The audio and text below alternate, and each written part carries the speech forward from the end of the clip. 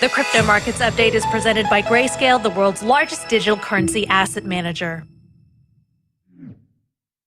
Time for a live look at Bitcoin. The CoinDesk Bitcoin price XVX index currently trading at $31,835. Bitcoin is slightly up, almost 0.5% over the past 24 hours, and the CoinDesk Ether price ETX index is at 1897, trending pretty flat over the day.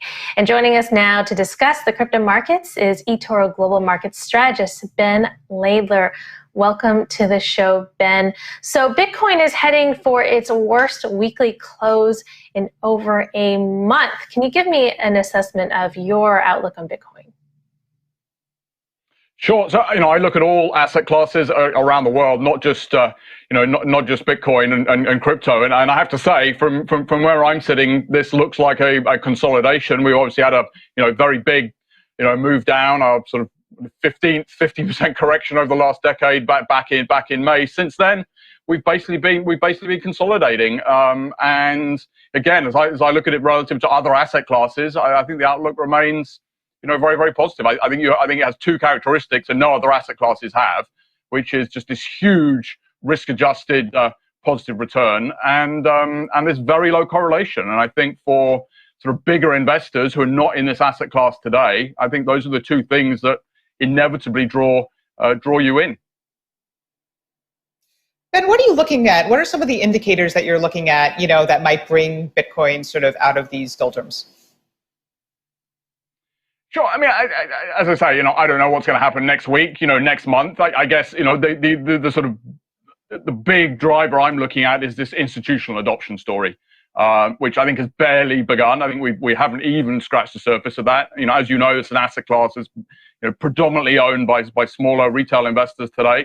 This sort of 250 trillion institutional market has barely got involved at this point, which is not surprising, right? I mean, this is an asset class which is less than a decade, old, really, and we're still putting, some of the sort of gateposts, around it, as I think as your previous guest was talking to. So that's not surprising. But as I say, the two things that give me comfort that this institutional involvement is just going to keep growing and growing and growing.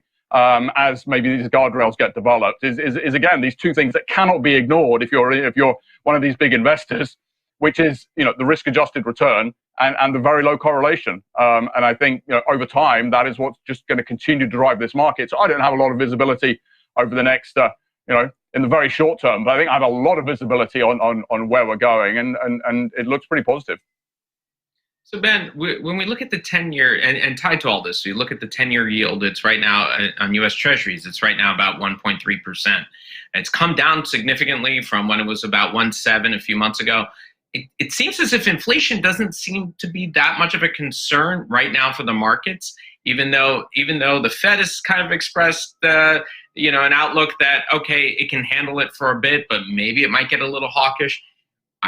The bottom line is this: if these institutions are looking at Bitcoin as a potential inflation hedge, but inflation isn't a problem, is perhaps their narrative wrong? But the real issue is that we could be headed for a Japan-style doldrums, if you will. I mean, we're talking about doldrums now in Bitcoin, but what if the economy is headed towards that kind of doldrums where we get a lost decade or decades because of the current policy doing absolutely nothing?